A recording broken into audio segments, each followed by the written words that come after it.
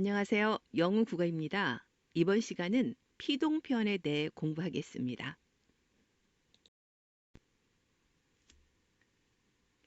피동은 능동에 대응되는 개념인데요. 능동은 주어가 자기 스스로의 힘으로 동작하는 문장입니다.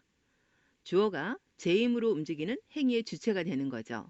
예를 보겠습니다. 경찰이 도둑을 잡았다.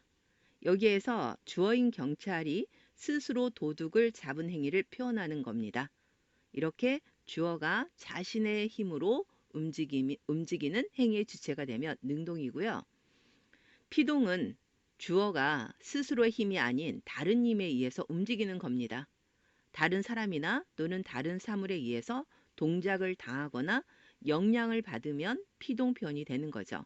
여기에서 주어는 행위를 당한 대상입니다. 예를 보겠습니다. 도둑이 경찰에게 잡혔다. 여기에서 도둑은 다른 사람인 경찰에게 잡힌 행위를 나타내고 있는 거죠.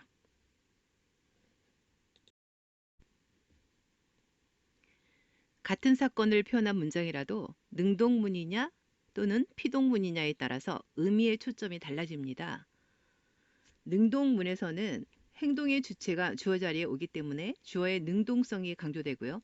피동문에서는 주어 자리에 어떤 행동을 당한 대상이 오기 때문에 주어가 당한 상황이 강조가 되고 있습니다. 주어 자리에 어떤 사람이나 또는 사물이 오느냐에 따라서 의미의 초점이 달라지는 거죠. 앞에서 든 예를 보면 경찰이 도둑을 잡았다에서는 주어인 경찰의 능동성이 강조되고 있고요. 도둑이 경찰에게 잡혔다. 여기에서는 도둑이 당한 상황이 강조되고 있습니다. 이렇게 능동문을 쓰느냐 또는 피동문을 쓰느냐, 주어 자리에 어떤 주체가 오느냐, 이것에 따라서 의미의 초점이 완전히 달라지고 있습니다.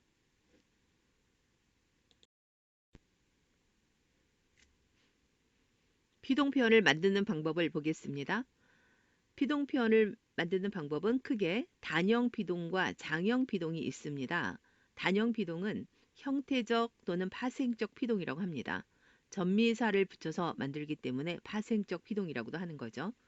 피동 전미사에는 이, 히, 리, 기 이렇게 4개의 피동 전미사가 있습니다. 예를 보겠습니다. 어근보에 피동 전미사 이를 붙여서 보이다. 막에 피동 전미사 히를 붙여서 막히다. 어근팔에 피동 전미사 리를 붙여서 팔리다. 어근 안에 피동 전미사 기를 붙여서 안기다. 이렇게 피동사를 만드는 방법이 있고요. 또 다른 전미사 되다, 받다, 당하다 라는 전미사를 붙여서 피동사를 만드는 방법이 있는데요. 관련되다, 버림받다, 무시당하다 이렇게 되다, 받다, 당하다를 사용해서 피동사를 만들고 있습니다. 다음으로 장형 피동은 통사적 피동이라고도 하는데요. 뭐뭐 어지다, 아지다 이렇게 만드는 방법. 예를 보면 만들어지다. 그리고 뭐먹게 되다. 여기 보면 먹게 되다. 이렇게 피동편을 만드는 방법이 있습니다. 그럼 피동문 만드는 방법을 알아보겠습니다. 능동문을 피동문으로 만들 때 가장 먼저 능동사를 피동사로 바꿔줍니다. 경찰이 도둑을 잡았다. 잡았다를 피동사로 만들어줘야 되는데요. 여기에다가 피동 전미사를 붙여봅니다. 잡이다. 어색하죠? 잡히다. 괜찮죠? 잡리다. 잡기다. 여기에서 가장 자연스러운 표현은 잡히다입니다. 그래서 잡았다를 잡히었다 과거형으로 바꿔주는 거죠. 잡혔다 이렇게 바꿔줬습니다. 그리고 나머지 문장을 자연스럽게 만들면 됩니다. 경찰이 도둑을 잡았다. 이 문장을 피동문으로 바꾸면은 경찰이가 경찰에게 주어가 부사어로 바뀌었습니다. 그리고 능동문의 목적어인 도둑이 이렇게 피동문의 주어가 되었습니다. 능동문을 피동문으로 바꿀 때 먼저 능동사를 피동사로 바꾸고 그리고 능동문의 주어를 피동문의 부사어로 바꾸고 능동문의 목적어를 피동문의 주어로 바꿨습니다.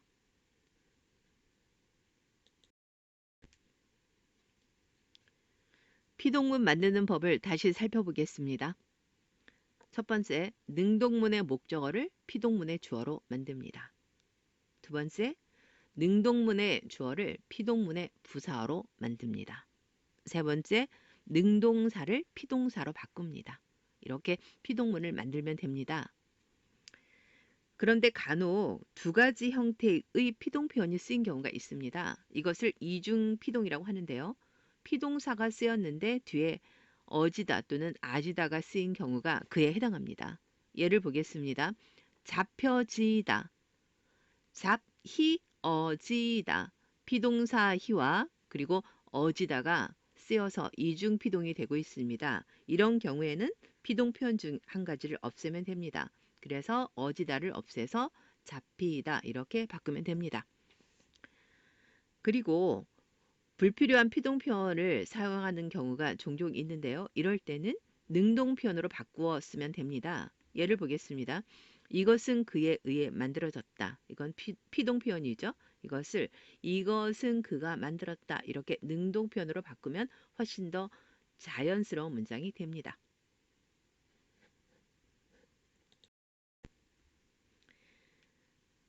다음은 피동 표현의 효과에 대해서 알아보겠습니다. 피동 표현을 사용하는 경우는 1번 행동을 당하는 대상을 강조하고 싶을 때 사용합니다. 예를 들면 문화재가 많이 훼손되었다. 행동을 당하는 훼손된 문화재를 강조하고 싶을 때 피동 표현을 사용하고요.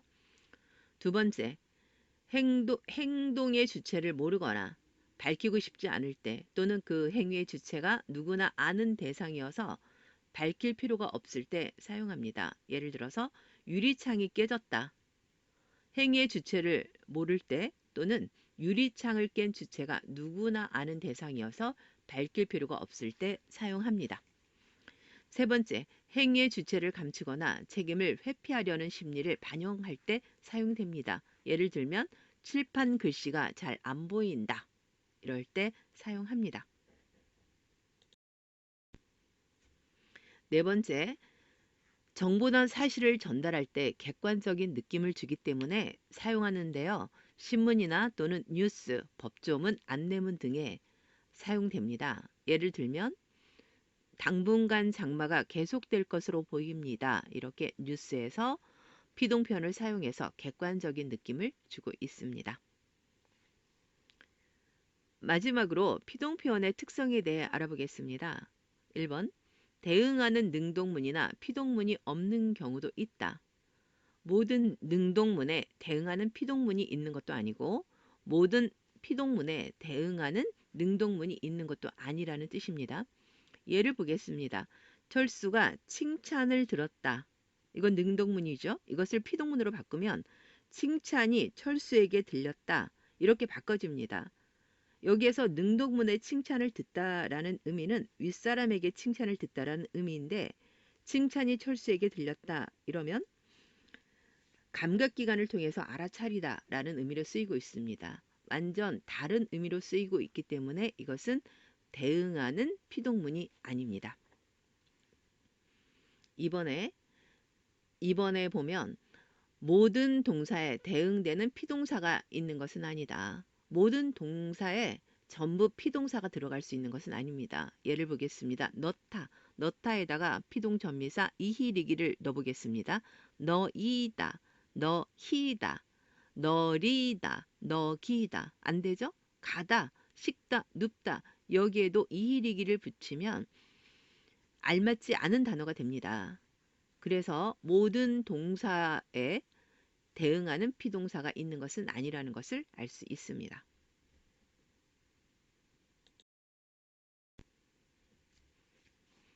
피동문의 특성 세 번째 알아보겠습니다.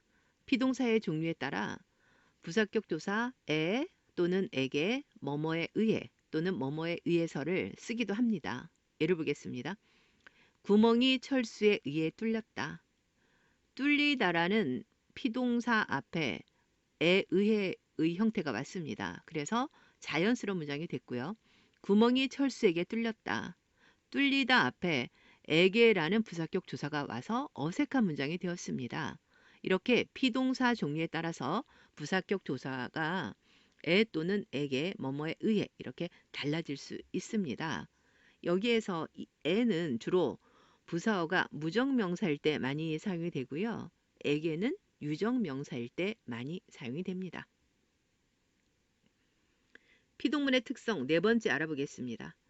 접사에 의한 피동 표현이 사동 표현과 형태가 같은 것들도 있습니다.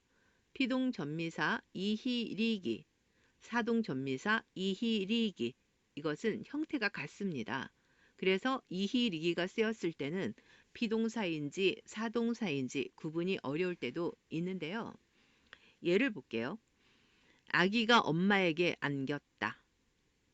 아기가 엄마에게 안김을 당한 거죠. 여기서는 피동문입니다. 피동사로 쓰였습니다. 안기다가. 엄마가 영희에게 아기를 안겼다. 엄마가 영희에게 아기를 안도록 시킨 거죠. 여기서는 안기다가 사동사로 쓰여서 사동문이 되었습니다. 이렇게 똑같은 안기다가 피동사가 될 수 있고 사동사가 될 수 있는데 이것을 구분하는 방법은 피동사는 자동사이기 때문에 목적어를 필요로 하지 않습니다. 엄마에게 안겼다. 이 안기다는 목적어를 필요로 하지 않는 자동사이기 때문에 피동사라는 거 알 수 있고요. 엄마가 영희에게 아기를 안겼다. 이 안기다는 아기를 이라는 목적어를 필요로 하기 때문에 사동사라는 것을 알 수 있습니다. 이번 시간에는 피동 표현에 대해서 배웠는데요. 능동과 대응되는 개념이죠. 능동이라는 것은 주어가 동작을 제 힘으로 하는 거고요. 피동은 주어가 남에 의해서 동작을 당하거나 또는 영향을 받는 것을 표현합니다. 능동문을 쓰느냐 또는 피동문을 쓰느냐에 따라서 의미의 초점이 달라지는데요. 능동문에서는 주어 자리에 행동의 주체가 오기 때문에 주어의 능동성이 강조됩니다. 피동문에서는 주어 자리에 행동을 당하는 대상이 오기 때문에 주어가 동작을 당한 상황이 강조되고 있습니다. 피동문을 만드는 방법은 전미사를 붙이는 방법과 어지다 또는 아지다, 뭐뭐게 되다 이렇게 만드는 방법이 있는데요. 여기에서 전미사는 피동 전미사 이히리기가 있고요. 그리고 되다, 받다, 당하다 등의 전미사가 있습니다.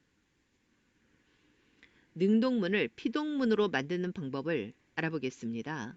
능동문의 목적어를 주어로 만들고요. 능동문의 주어를 피동문의 부사어로 만듭니다. 그리고 능동사를 피동사로 바꾸면 됩니다. 오늘 내용도 잘 이해되셨나요? 혹시 이해가 안 되는 부분이 있다면 다시 한번 듣고 완전히 자기 걸로 만들어 두시기 바랍니다. 오늘도 공부하느라고 수고하셨습니다.